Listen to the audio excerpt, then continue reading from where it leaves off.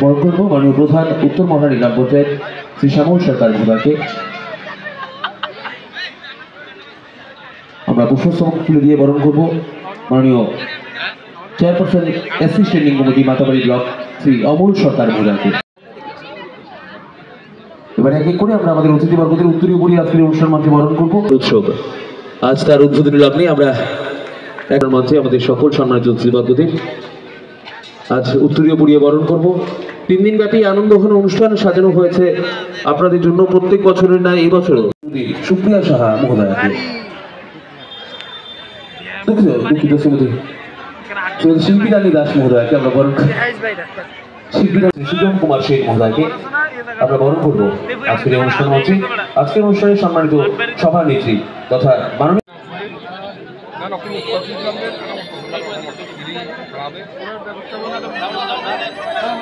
তথা রাজ্যের মাননীয় মন্ত্রী শ্রী প্রণজিৎ সিংহ রায় মহোদয়কে এবার আমরা বরণ করব।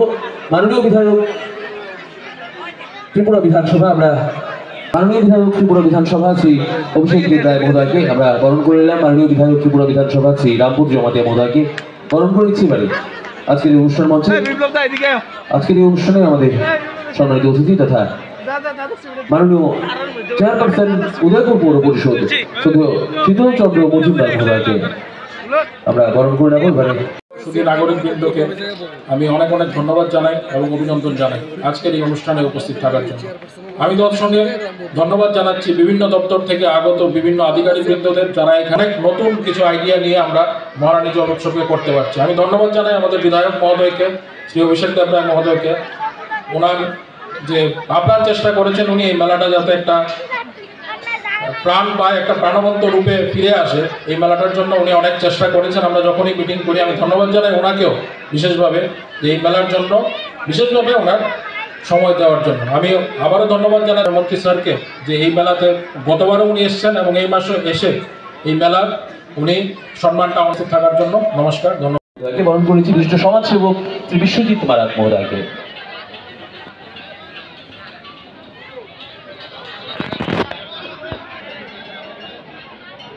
আমরা এবারে বরণ করবো। আমি ডেকেছি শ্রীমতী অনিমা দাস এবং শ্রীমতী খেলন সরকার মহোদয়কে আমরা ডেকে নেব উত্তরীয় নিয়ে সহযোগিতার হাত বাড়িয়ে দেওয়ার জন্য। এবারে আনুষ্ঠানিকভাবে মঙ্গল প্রদীপ প্রজ্বলনের মাধ্যমে আনুষ্ঠানিক শুভ সূচনা। সবাই মিলে করতালির মাধ্যমে আজকের এই মুহূর্তটুকু স্মরণীয় করে রাখবেন। আজকের এই দিন আনন্দ ঘন দিন। প্রতিশ্রুতি দিচ্ছি যে আমি জলের মূল্যবান ভাণ্ডারগুলোকে এবং উৎসগুলোকে যথাযথভাবে সংরক্ষণ করব এবং রক্ষা করব। আমি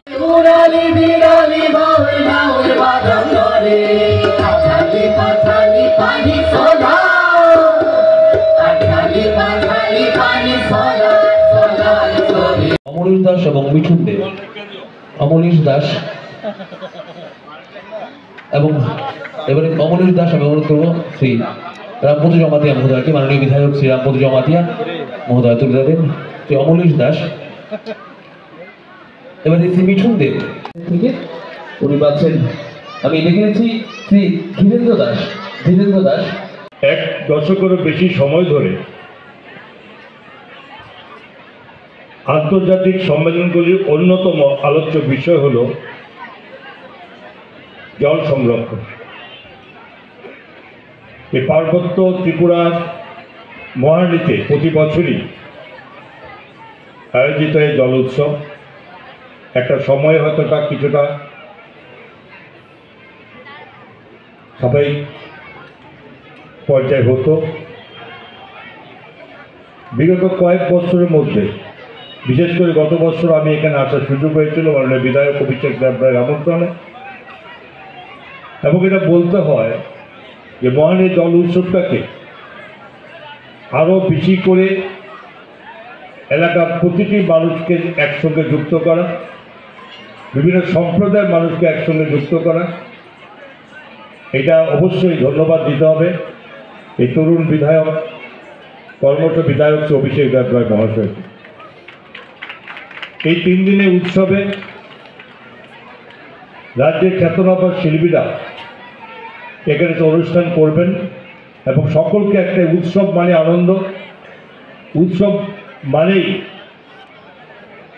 একটা মিলন ক্ষেত্র তৈরি করা, এই সময়গুলোতে মানুষ একটা আনন্দ উপভোগ করে। তো স্বাভাবিকভাবে এই অনুষ্ঠান সেই জিনিসটাই করতে যাচ্ছে। এটা আমাদের সংস্কৃতি। ভারতবর্ষ বহু সম্প্রদায়ের মানুষ আমরা না, কখন বৃষ্টি হবে কখন হবে না, কতটা বৃষ্টি হবে সবই ডিপেন্ড করে ঈশ্বরের উপর। সেখানে আমরা নিজেরা কন্ট্রোল করতে পারি। আমরা কন্ট্রোল করতে পারি যে বিপদকে রক্ষা করার জন্য আগাম কিছু আমরা ব্যবস্থা নিতে পারি। সরকার তার সাধ্য মতো সে ব্যবস্থা নিয়ে চলেছে। টাকা বরাদ্দ হয়ে গেছে 100 কোটি টাকা বিনিময়ে এই মহানীতে আসার পথে যেখানে 50 ফিট তৈরি হবে, 50টা রিপ্লিকার মাধ্যমে সেখানে তৈরি হবে। মানুষ আসবে দেশ বিদেশ থেকে, তার ব্যবস্থা এই পুজো চলছে। শুধু এই জন্য নয়, যেখানে রিজনাল ড্রাইভিং ট্রেনিং সেন্টার, যেটা বড় মাপে একটা কাজ হবে, যেখানে বন্ধুবারে জায়গা নির্ধারণ হয়ে গেছে। এটা অবশ্য আমার সময়কালে আমি ঠিক করে গেছিলাম, স্যাংশন হয়েছে, খুব সহসা সে কাজ শুরু হবে এবং তার মাধ্যমে সেখানে কর্মসংস্থান বাড়বে, বিভিন্ন মানুষের গাড়ি যাওয়া আসা যাওয়া সেখানে ব্যস্ততা বাড়বে। আপনারা জানেন দীর্ঘদিন দাবি ছিল আমাদের, যেটা কেন্দ্রীয় বিদ্যালয় উদয়পুরের মধ্যে কোথাও আনতে হবে। আজকে হয়তো জেনে গেছেন আপনারা, বহু বৎসরের লড়াই, ভারত সরকার কেন্দ্রীয় বিদ্যালয় অনুমোদন দিয়েছেন। হবে কোথায়? বন্দোয়ারে। বন্দোয়ারে সে কেন্দ্রীয় বিদ্যালয় হতে যাচ্ছে। এরপরেও বন্দোয়ার যেখানে পলিটেকনিক কলেজ আছে, তা উল্টো থেকে যেখানে 50 ফিট হবে, তার পাশাপাশি জায়গা নির্ধারণ করা আছে, যে এ রাজ্যে এখনো হয়নি, হতে যাচ্ছে। আগরতলা 5 স্টার হোটেলের মতো পরিচাল আগামী দিনে হচ্ছে, এই মহারানী এলাকাতে হতে যাচ্ছে। আমরা ঘোষণা করেছি আমাদের সরকার, এবং সে মৈত্রী সেতু হয়েছে। দেশের প্রধানমন্ত্রীজি এবং বাংলাদেশের তৎকালীন প্রধানমন্ত্রী যৌথ উদ্যোগে যেখানে ভার্চুয়াল হয়ে সেই মৈত্রী সেই সেতুর উদ্বোধন হয়ে গেছে। বাংলাদেশে কিছু রাস্তার কাজের বাকির কারণে সেটা হয়তো চলাচল করেনি, কিন্তু এটা বেশি দিন নেই, তাদের অবস্থার পরিবর্তন হবে এবং সেই কাজ শুরু হবে, যেটা নাকি আমাদের রাজ্য এই নর্থ ইস্টের সঙ্গে সেখানে ব্যবসায়িক হাব হিসাবে হবে। আজকে এই উৎসবের সঙ্গে বলছি, ঠিক তেমনি এই মহারানী যেমন পিঠে পুলি বিভিন্ন রকম আমাদের চলে, কিন্তু দেশের যশস্বী প্রধানমন্ত্রী নরেন্দ্র মোদীজি এই জলাশয়গুলি সংরক্ষণ দূষণমুক্ত রাখার জন্য উনি বিশেষ গুরুত্ব দিয়েছেন। একটা বৃহত্তর আন্দোলনের রূপ দিতে উনি শুরু করেছেন, যে জলকে রক্ষা করতে হবে, এই নদীগুলোকে দূষণমুক্ত করতে হবে। এটা শুধু গোমতীকে কেন্দ্র করে নয়, সারা ভারতবর্ষের প্রত্যেকটি নদীকে দূষণমুক্ত করার যে প্রয়াস, যে চিন্তা ভাবনা নিয়েছেন, সেটা একটা আন্দোলনের বৃহৎ রূপ আকারে উনি নিয়েছেন এবং সেটাকে এই দূষণমুক্ত করতে তিনি নমামি গঙ্গে প্রকল্পের সূচনা করেছেন এবং আমাদের রাজ্যের গোমতী নদীকেও এই দূষণমুক্ত করার জন্য আমাদেরও সে দায়িত্ব এবং আমরাও সেটা প্রতিপালন করার চেষ্টা করেছি। ভারত সরকারের শিপিং কর্পোরেশনের মাধ্যমে, ওই মন্ত্রকের মাধ্যমে আপনারা ইতিমধ্যে জেনে গেছেন যে গোমতী জল এই নদীকে, যেটা একটু আগে বলেছেন যে সুনামতে বিভিন্নভাবে গোমতী নদীকে তাদের নাব্যতা বাড়ানোর জন্য ভারত সরকারের শিপিং কর্পোরেশন এই ডিপার্টমেন্ট মন্ত্রী সেখানে প্রায় 25 কোটি টাকা দিয়েছেন, যার কাজ আমরা শুরু করেছি, যেখানে ড্রেজিং করে সেখানে জলের নাব্যতা বাড়ানোর জন্য তার কাজ শুরু হয়েছে। এবং আপনারা জানেন যে সেটার মাধ্যমে যে পরিকল্পনা আমাদের ছিল ভারত সরকারের, এই রাজ্য সরকারের, যে নদীর মাধ্যমে নদীপথে বাংলাদেশের সঙ্গে আমাদের বিভিন্ন ব্যবসা বাণিজ্যিক সম্পর্ক গড়ে উঠবে নদীপথে, সে ব্যবসা করার পরিকল্পনা সরকার নিয়েছে। যাই হোক, বর্তমানে সে কাজ চলছে, কাজ বন্ধ নেই। এবং সেটা এটা এখন বর্তমানে বাংলাদেশের পরিস্থিতি, তাদের রাজনৈতিক পরিস্থিতি সেখানে শান্তিপ্রিয় নয়, কিন্তু সেটা চলতে থাকুক। কিন্তু আমাদের কাজ আমরা করে যাচ্ছি, সময় আসবে সেটা শুরু হবে, সেই কাজের জন্য আমরা কাজ করছি। এবং আগামী প্রজন্মকে সেভাবে এগিয়ে নিয়ে যাওয়ার মূল মন্ত্র, মূল জিনিস আমাদের দেশীয় সংস্কৃতিকে আমাদের মর্যাদা দিতে হবে। এই যে জল উৎসবগুলি, এই সমস্ত যে আমার সংস্কৃতির একটি অঙ্গ। জল উৎসবকে, জল সংরক্ষণকে বিভিন্ন নেতৃত্বরা বিশদভাবে ব্যাখ্যা করে গেছেন, আমি সেখানে বলছি না। আমাদের হিন্দু সনাতন যারা আমরা আছি, পৃথিবীর সৃষ্টির পর থেকে যেই আচার আচরণ আমরা করছি, আমরা যারা আছি, আমরা জলকে পূজা করি, সূর্যকে পূজা করি, চন্দ্রকে পূজা করি, গাছকে পূজা করি, বায়ুকে আমরা পূজা করি, এইভাবে প্রকৃতির পূজা আমরা করে থাকি।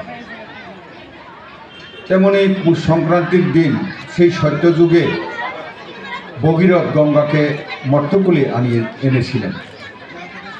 তো কাজে জল সম্পর্কে অনেকে বলেছেন, জল কিন্তু অনেক সময় বিভৎস রূপ ধারণ করে, প্রাণীর জন্য একটা জীবন, কিন্তু অনেক সময় জল যখন ও রাস্তা না পেয়ে থাকে তখন এটা বিকট রূপ ধারণ করলে পরে ধ্বংসেরও কারণ হয়ে যায়। তো কাজে জলকে আনেন না, তার জন্য অনেকে বলেন যে গুমতিটা এখানে ত্রিপুরাতে উঠে আসে। কিন্তু এই ত্রিপুরার গুমতি নদীটা আমি দেখলাম উত্তরপ্রদেশের পূর্বাঞ্চলে আরেকটি গুমতি নদী আছে, ওইটা গঙ্গাতে মিলে শেষ হয়েছে, এটা কাশিতে এসে। তো আমি ওইখানে যে কোনো কারণে ওইখানে আমার 2টা বছর যেতে হয়েছিল, সেই বেনারসে, কাশিতে। আমি দেখলাম যে ওইখানে গুমতি নদী কি করে হলো। ওইখানে দেখলাম যে জৌনপুর বা চাক্কে এইসব এলাকাতে, বেনারসে দেখলাম যে আমাদের এখানে যেমন এই গুমতি নদীতে গাংজাগুর আছে, ওইখানে এই মাছগুলি আমি দেখলাম ওইখানে পাওয়া যায়। উৎসব এবার থেকে করছে। আমরা দেখেছি যে ভারত সরকারের, আমাদের যে যশস্বী প্রধানমন্ত্রী নরেন্দ্র মোদীজি জল জীবন মিশনের মাধ্যমে প্রতিটা বাড়ি বাড়ি জল পৌঁছে দেওয়ার, জল এতটাই গুরুত্বপূর্ণ আমাদের, কিন্তু আমাদের বাড়ি বাড়ি জল ছিল না, সেটা কিন্তু উনি বাড়ি বাড়ি আমাদের পৌঁছে দিয়েছেন। আজকে এই সব কিছুর, এই উৎসব, এত কিছুর একটাই আমাদের উদ্দেশ্য, যে জলের সঠিক ব্যবহার যেন আমরা করতে পারি। এবং এটাকে কেন্দ্র করে মহারানীতে আমাদের এই প্রোগ্রাম হয় 3 দিন ব্যাপী, এবং সারা ত্রিপুরা রাজ্যে আর কোনো জায়গায় হয় না। এটা স্টেট লেভেলের প্রোগ্রাম আপনারা বলা যেতে পারে, কিন্তু তার প্রচার প্রসার বিগত দিনে সেরকম ছিল না। তো আমরা চেয়েছি যে এটার এই যে জল উৎসব, এটা কিভাবে ওইরূপ বড় আকার ধারণ করানো যায়, এবং সব অংশের মানুষজন এখানে আসে, যখন তারা মেলাতে আসবে, এই মেলার বিভিন্ন সেগমেন্টগুলো দেখবে, তারাও তার মাধ্যমে তার গুরুত্ব অনেকটা বুঝতে পারবে। এবং এখানে অন্যান্যবার আমাদের যে মেলা হতো তার বাজেট অনেক কম ছিল, গতবার থেকে আমরা তার মধ্যে অনেক কিছু সংযোজন আমরা করেছি। জলের সাথে রিলেটেড যে সমস্ত জিনিসগুলো আছে সেগুলোকে একসাথে কম্পাইল করা আমাদের একমাত্র উদ্দেশ্য ছিল। জলের সৃষ্টি, আর সে জল আর আজকে পৃথিবীতে জলের সঠিক ব্যবহার করব, এটাই জল উৎসবের মূল উদ্দেশ্য। আমি জলের উৎপত্তিটা শুধু বলছি, জল কি করে উৎপত্তি হলো, এই পৃথিবীতে জল কোথা থেকে এলো, এই বিষয়টা শুধু আমি একটু আলোচনা করছি। আমরা এই পৃথিবী সৃষ্টির সময় থেকেই জলটা সৃষ্টি হয়েছে, এটা কিভাবে হয়েছে। আমরা বাড়িতে যে সুজি, মায়ের যে সুজি করেন, সুজি দুধ দিয়ে সুজি করেন, তো এটা ততক্ষণ পর্যন্ত নরম থাকেন যতক্ষণ পর্যন্ত এটা গরম থাকে, নরম থাকে, তার মধ্যে জল থাকে। কিছুক্ষণ পরে সে সুজিটা যখন ঠান্ডা হয়ে যায়, এটা চাকা হয়ে যায়, জলটা বাষ্পীভূত হয়ে যায়।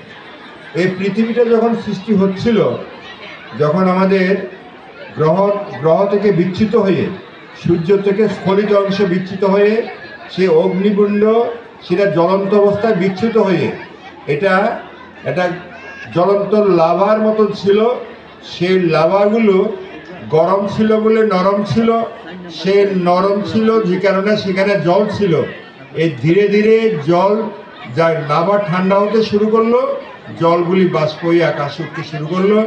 আর ফাঁকা, যে আকাশ মানে ফাঁকা, শূন্য, কিছুই নেই। আমাদের মনে হয় এখানে একটা চাঁদোয়া টাঙানো আছে, এমনটা নয়, এটা ফাঁকা, একদম কিছুই নেই সেখানে। সে যখন আকাশে উঠতে থাকলো, সে যেটা আকাশ বলি আমরা, সে ফাঁকা জায়গা যখন উঠলো, ক্রমশ ঠান্ডায় ঘনীভূত হয়ে ছোট ছোট জলবিন্দু ধারণ করলো, আর একটু বড় বড় জলবিন্দু ধারণ করে যখন সে আর ভাসতে পারে না বাতাসে, তখন সে নেমে আসে।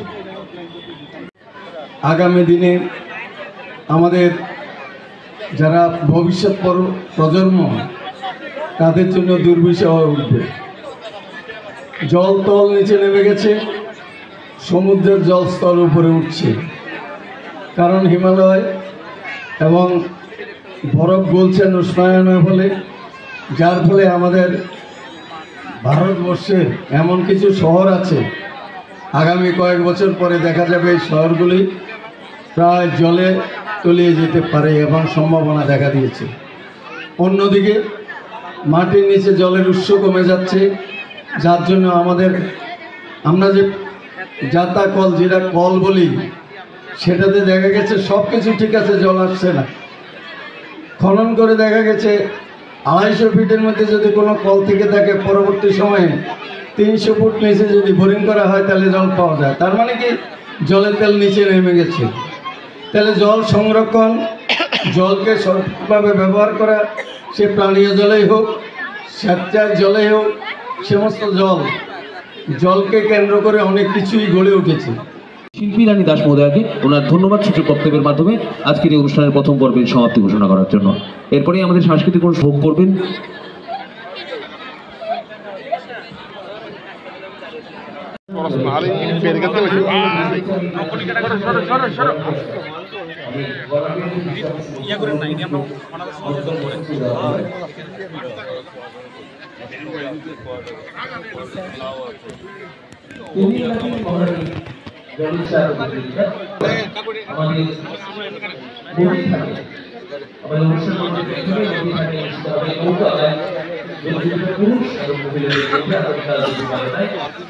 এবং আগামীকাল দুপুর 12টায়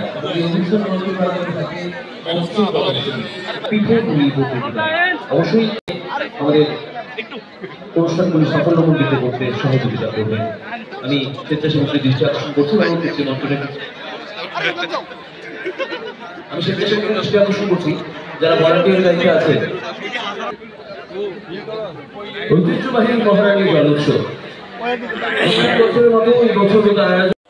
সেই উদ্বোধনী উৎসবে উপস্থিত আছেন আমাদের পরিকল্পনা ও সমন্বয় এবং তথ্য প্রযুক্তি দপ্তর, ত্রিপুরা সরকার, এবং উপস্থিত আছেন